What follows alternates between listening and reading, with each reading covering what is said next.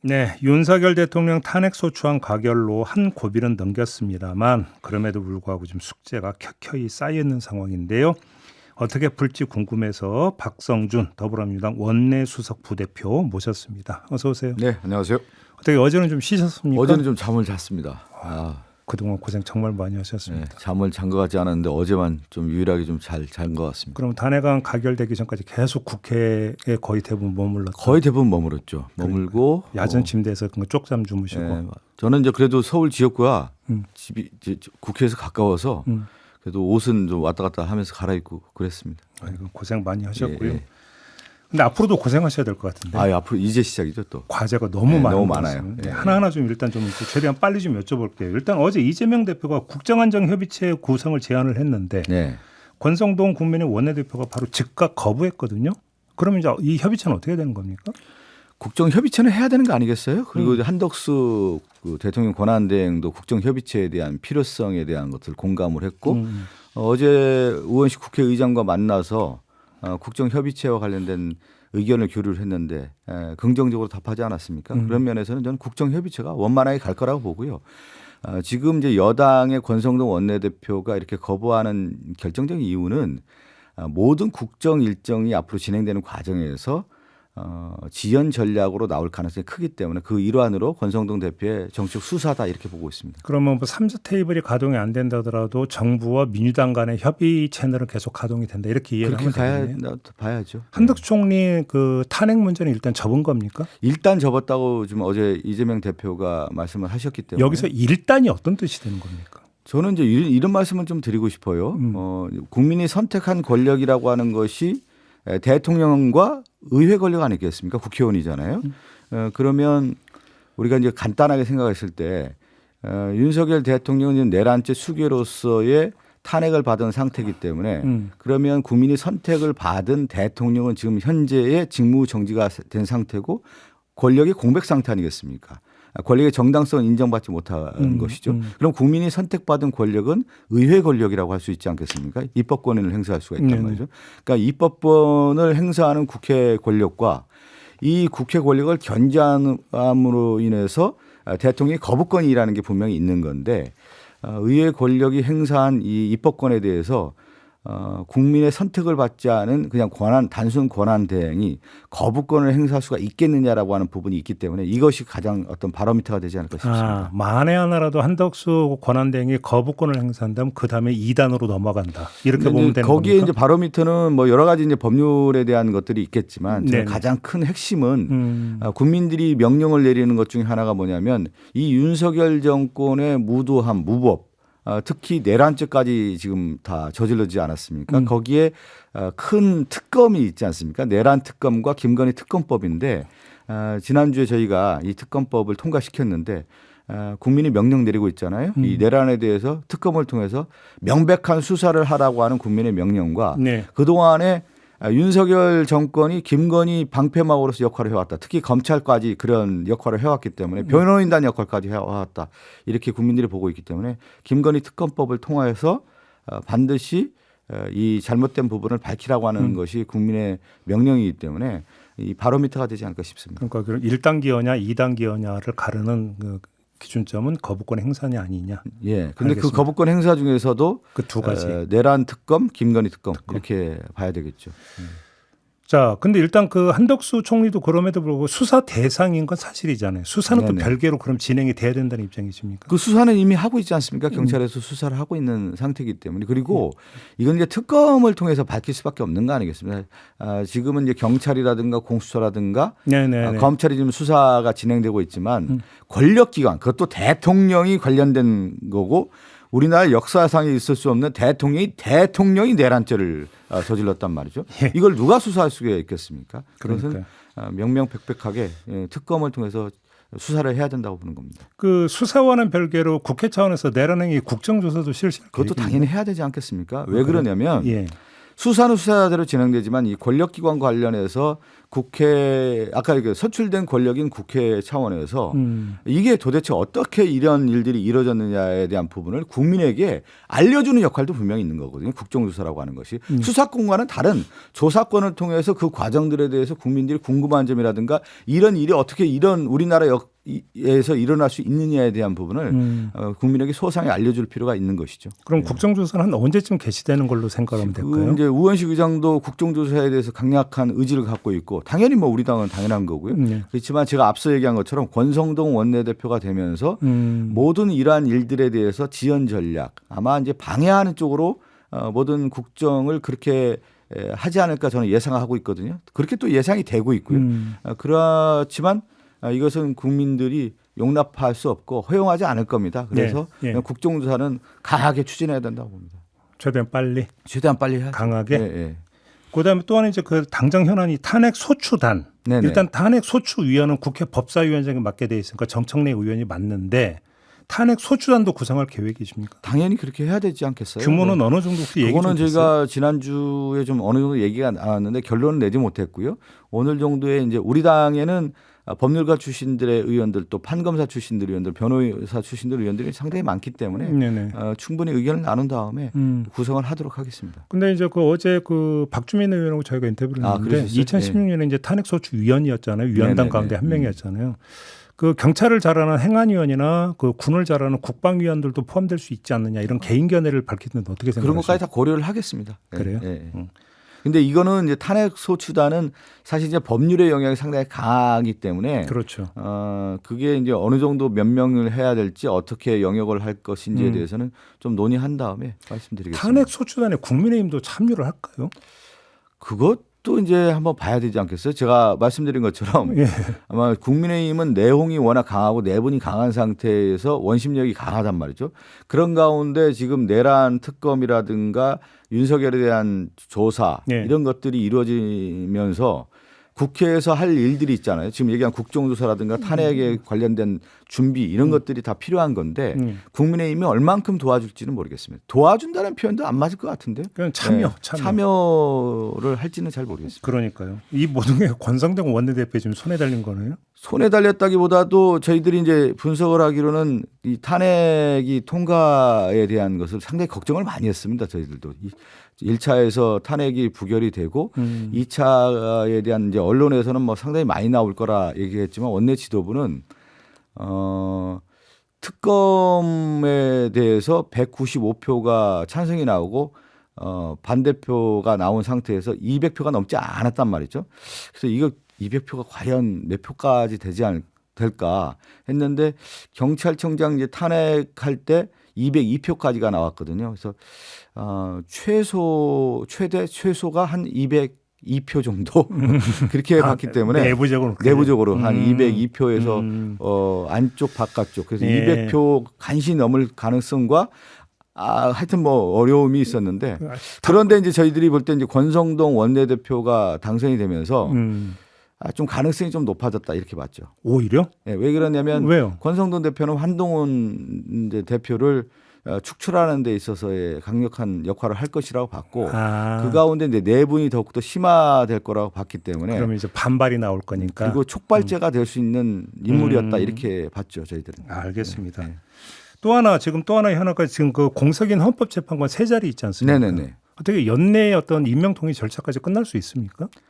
그렇게 좀 하려고 하고 있고요. 이번 주부터 협상을 하게 되는데 저희는 김한규 의원이 이제 헌법재판관 인사청문회 간사예요. 그런데 이 청문회의 위원장은 여야가 번갈아 가면서 하게 되는데 이번에는 국민의힘에 있는 위원장이 맡게 되기 때문에 저희도 좀 걱정하는 면도 있지만 그렇지만 헌법재판관 인사청문회는 그 일정을 그대로 가지 않을까 싶습니다. 일정이란 게 그러면 이제 다음 주 정도에는 인사청문회를 하고요. 9월 말에 이제 12월이 다 가기 전에 본회의를 열어서 헌법재판관 임명하는 국회에서 처리하는 그런 일정을 좀 보고 그 있습니다. 임명동의과 이루어진 뭐 한덕수 권한대행이 거부할 이유는 없는 거 아니에요? 거부할 이유가 없죠. 제가 앞서 얘기한 것처럼 그러니까요. 선출된 권력인 국회에서 그도 국회 몫입니다. 이건 헌법재판관 3명에 대한 부분은 그러면 당연히 그러면 뭐 임명할 수밖에 없는 것이죠. 새해 되면 뭐 9명 전원이 다 차겠네요. 헌법재판. 그럴 가능성이 크죠. 걱정은 네. 안 해도 되겠네요. 그러면.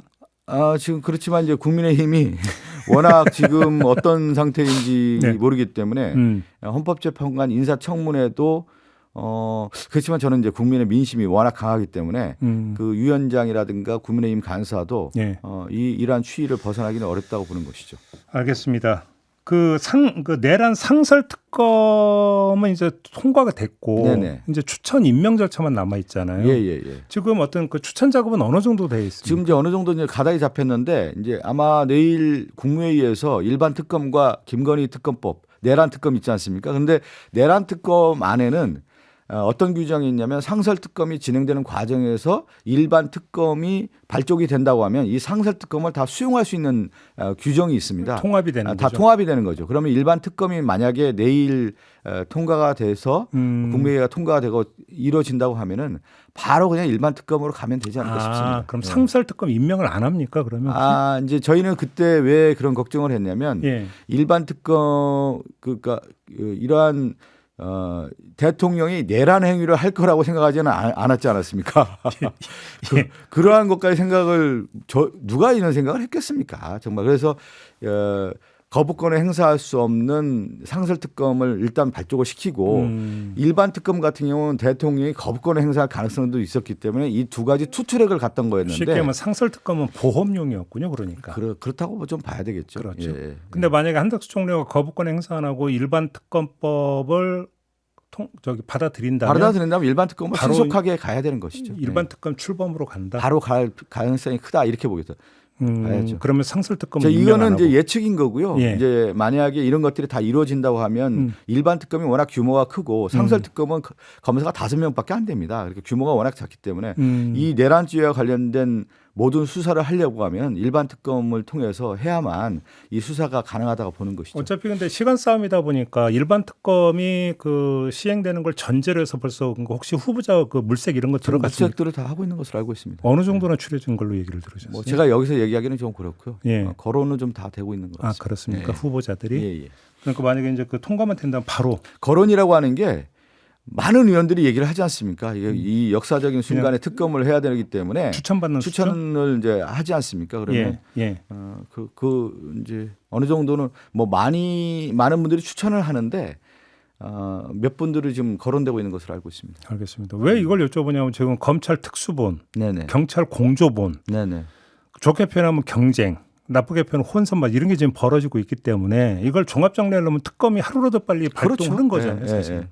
그럴 수밖에 없습니다. 특검이 하루빨리 가동이 돼야 되는 것이죠. 검찰 특수본의 지금 그 움직임은 어떻게 평가를 하세요? 검찰도 검찰 나름의 어떤 수사를 할 수밖에 없는 그런 상황 아니겠습니까? 예. 이거는 뭐냐면 내란죄가 워낙 명확하지 않습니까? 대통령이 그 내란 행위를 했다라고 하는 것이 다 드러나는 거고 예. 국민들이 다 그렇게 생각하잖아요. 이게 정말 있을 수 있느냐? 이 대한민국을 이렇게 나락으로 떨어뜨리는 대통령이 대통령 자신 아닙니까? 예. 그런데 검찰이 이걸 수사를 안 한다고 하면 근데 검찰이 사실은 내란죄와 관련된 수사권이 없다는 거 아니겠습니까? 그렇죠. 그런데 이제 검찰 입장에서도 이러한 부분을 수사를 안 하기는 존재, 그러니까 검찰의 조직 존재의 뭐라고 해요? 정당성, 위기, 뭐 이런 것까지 같이 상존하는 거 아니겠어요? 근데 추미애 의원 쪽에서 먼저 제기가 됐고 어제 언론 보도도 나왔던 게 이 그 내란을 모의하는 과정에서 검사 인력 파견 얘기도 있었다라는 지금 이야기가 나오고 그런 있지 얘기까지 않습니까? 나오는 거기 때문에 그래서 더욱더 특검을 해야 되는 것이죠. 그러니까요. 예. 만약에 이게 좀 사실로 확인된다면 도대체 그러면 검찰 나하고 법무부는 또 어느 정도 연루되어 있는가도 이것도 중요한 수사 대상이 되는 거죠. 그렇죠. 예. 왜 그러냐면 지금 이제 처음에 이 내란죄를 하고 나서 네. 국무회의 뭐 심의 과정이라든가 그 이후의 과정들 보면 체계적으로 준비가 됐던 거 아니겠어요? 그러면 이것은 수사 과정에서 다 드러날 것으로 보고 있습니다. 그렇죠. 지금 그 검찰이 일단 그 출석을 그 요청을 했지만 윤석열 대통령이 불응했다. 네네. 이 사실이 이제 어제 확인이 됐고 2차 출석 요구를 할 거다. 그래도 안 되면 체포영장 발부받을 거다 이렇게 좀 이야기가 나오고 있는데 당도 그렇게 파악하고 계십니까? 그 윤석열 대통령은 지금까지 보면은 그 정치 행태가 예. 그동안에 자신이 해왔던 그러한 정치 행위에 대한 것들을 모두 부인하면서 거짓으로 일관해왔던 국정을 해왔지 않았어요. 뭐냐면 특검을 통해서 대통령까지 이르게 됐는데 특검을 부인하는 모습이었고 또 하나는 검찰의 수사권이라고 하는 부분을 가지고 사실은 윤석열 대통령의 대통령이 당선되는 그런 역할까지 해왔는데 그러면 검찰의 수사라든가 공권력에 대한 수사에 대해서 윤석열 대통령이 다시 부인하는 그런 모습 아니겠어요? 그런 모습이 일관된 모습을 국민이 또 다시 한번 확인하는 것이죠. 결국은 그 최종적으로 체포 구속은 불가피하다. 불가피한 것이죠. 그렇게 보세요. 아니 내란죄 아닙니까? 내란죄. 그 국가 헌정 질서를 파괴하고 네. 국가를 전복하려고 했던 거 아니에요. 이거는 어떤 거냐면 내용을 정확하게 우리가 알아야 되는데 윤석열 대통령이 최종적인 목표가 뭐예요? 그러면요. 이 내란을 통해서.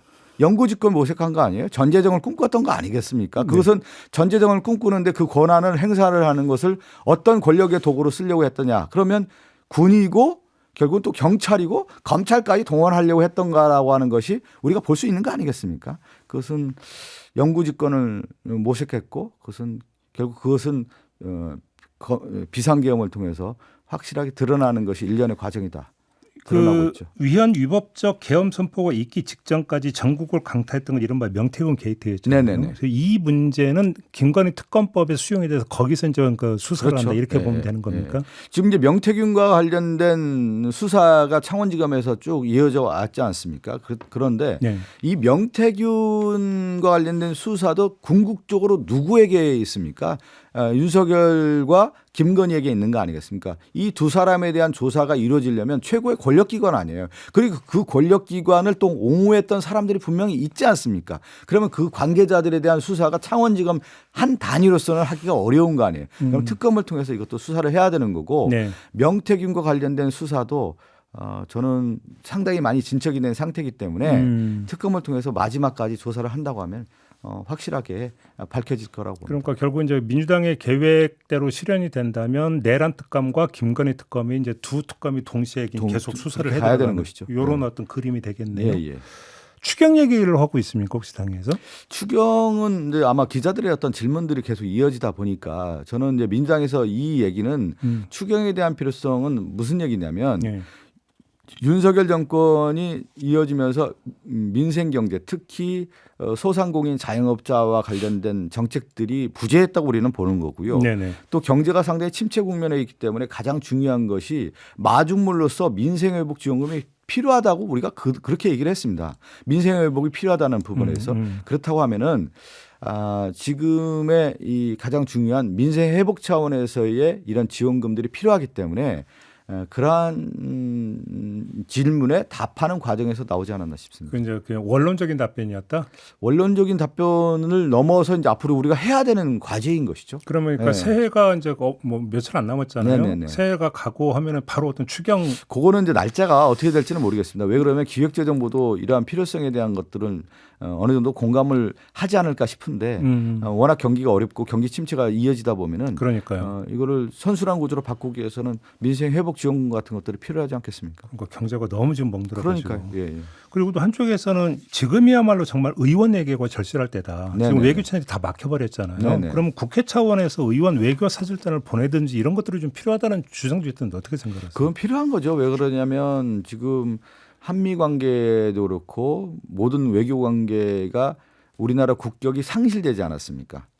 국격 자체가 완전히 떨어진 건데 이 내란이라고 하는 것이 전 세계가 봤을 때 이런 대한민국의 민주주의 성숙도와 숙성이 이렇게 된 나라에서 내란이 일어나는 거고 그 당사자가 누구냐? 대통령이라는 거 아니겠어요? 그러면 이러한 외교 실패로도 이어졌고 한미동맹의 위기까지 초래했다라고 하는 것이 미국의 외교가 정가의 의견이란 말이죠. 네. 이것을 회복하기 위해서는 아까 선출된 권력이라고 할 수 있는 의회 차원에서의 사절단이라든가 외교 관계를 성립을 해서 국가의 위기를 좀 극복하는데 일임해야 된다고 보는 것이죠.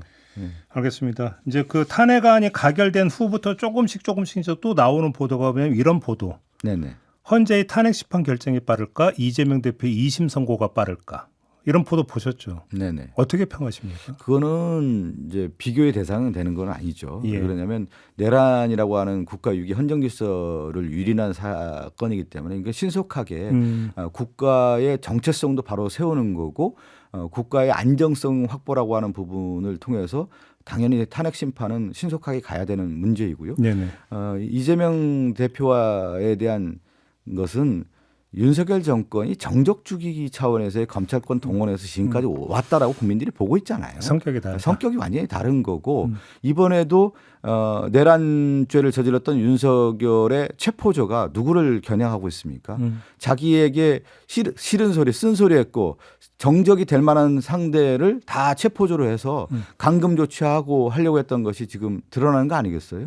윤석열 정권의 의도, 윤석열 자체의 의도가 어디에 있는지를 이번에 내란죄를 통해서 야당 대표를 확실하게 죽이겠다라고 하는 것이 드러난 거 아니겠습니까? 네네. 그 일련의 과정이 윤석열 정권 2년 반 동안 이어졌고 그것이 이재명 대표에 대한 검찰과 이 수사가 이어져 왔다라는 것이 그대로 드러나는 것이죠. 알겠습니다. 한 1분 남았는데 네네. 어제 이용기 의원하고 인터뷰했는데 방송사법 네네. 연내 바로 발의해서 연내 처리를 목표로 한다는 이야기를 하던데 혹시 일반 입법 부분들 좀 우선 처리할 대상 이런 거 좀 추리셨어요? 그거는 이제 그 과방위에서 얘기하는 거고요. 지금 이제 민생과 관련된 AI 관련 경쟁이라든가 특히 이제 우리 당 입장에서 봤을 때 이제 경제 회복에 관련된 부분이라든가 이런 것들을 하기 위해서 좀 관련된 법안들을 좀 그 다 검토를 하고 있고요. 우선 처리 대상이 우선 처리 대상을 할 것들은 패스트트랙 법안들은 어떻게 할 것인지를 정책위가 이미 준비를 하고 있습니다. 알겠습니다. 자, 오늘 말씀 여기까지 드려야 될 것 같습니다. 고맙습니다. 네, 감사합니다. 네, 더불어민주당의 박성준 원내수석 부대표였습니다.